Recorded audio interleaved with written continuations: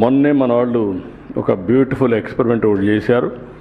Artificial insemination చాలా బాగా success అయింది. ఇది కూడా ఓస్ట్రస్ సింక్రనైజేషన్ ప్రోగ్రామ్. దీనివల్ల మీరు ఒకసారి చూసి 63% సక్సెస్ అయింది.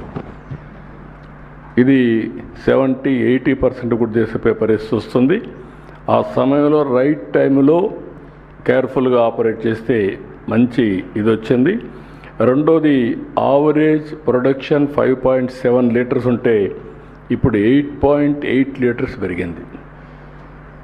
మోర్ దెన్ 33% ప్రొడక్టివిటీ పెరిగే పరిస్థితి వచ్చింది. అదే మరి ఇక్కడ సేద్యంలో నేను చూస్తే నిన్న జీవామృతం పక్కనే పెట్టారు, ఒకసారి మీరు చూసుంటారు. అక్కడ డ్రోన్స్ ఉపయోగించి జీవామృతాన్ని కూడా స్ప్రే చేయడం డ్రోన్ ద్వారా చేసేస్తున్నారు.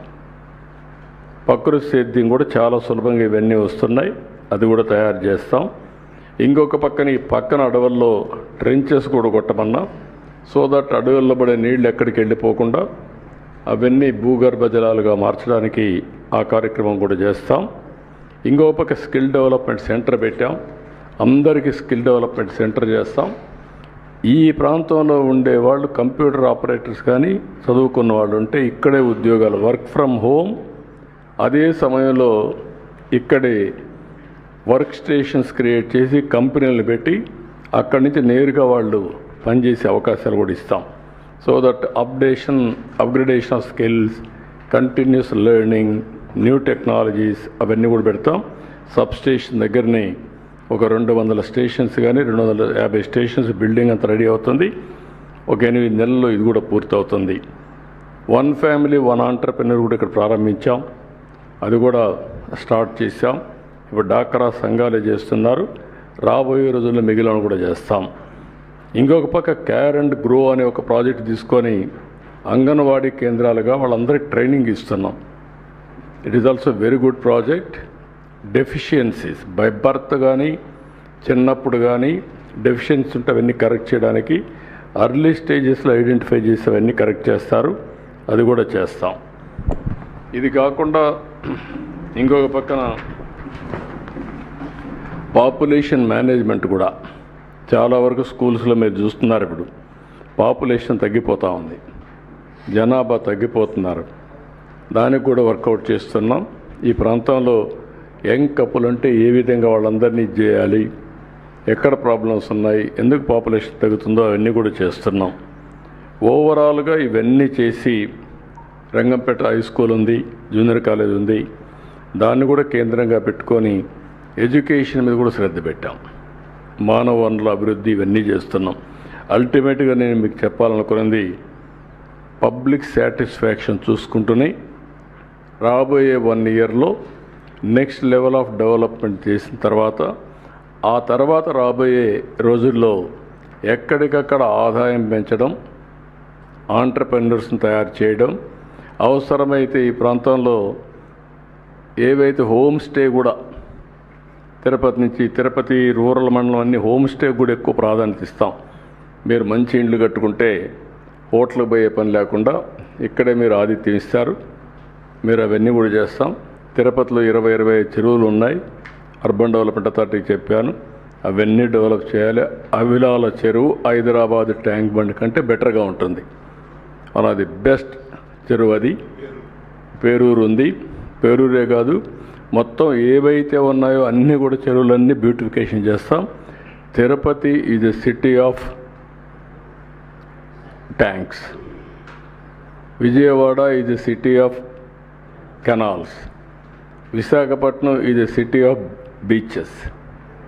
ఈ 3 profile as it is maintain చేస్తాం.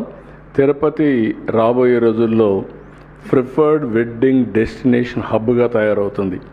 వెంకటేశ్వర స్వామి దగ్గర పెళ్లి చేసుకోవడం కంటే మహాభాగ్యం ఒకటి ఉండదు. దానికి ఎక్కువ హోటల్స్ వస్తున్నాయి. మొన్న సెట్టిపల్లి ఇష్యూ సార్ట్అవుట్ చేశాం, రేపు రాబోయే రోజులు అన్ని ఇష్యూస్ సార్ట్అవుట్ చేస్తాం. 25 ఎకరాలు 27 ఎకరాలు భూమి మొన్నే మనం స్పోర్ట్స్ కాంప్లెక్స్కి ఇచ్చాం, స్పోర్ట్స్ సిటీకి ఇచ్చాం. ఇందులో కూడా ఒక 90 ఎకరాలు వస్తుంది, అక్కడ హోటల్స్కి ఇస్తాం, వర్క్ స్టేషన్స్ ఐటీ కంపెనీలు తీసుకొస్తాం, అదే మరి కన్వెన్షన్ సెంటర్స్ పెడతాం. తిరుపతి విల్ బికమ్ రాబోయే రోజుల్లో విశాఖపట్నం, అమరావతి, తిరుపతి 3 సిటీస్ ఉంటాయి. మెగా సిటీస్గా డెవలప్ చేస్తాం. ఆ ప్రణాళికలు తయారు చేస్తున్నాం.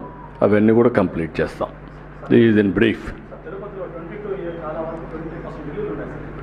అందుకే చాలా గందరగోళం జరిగింది.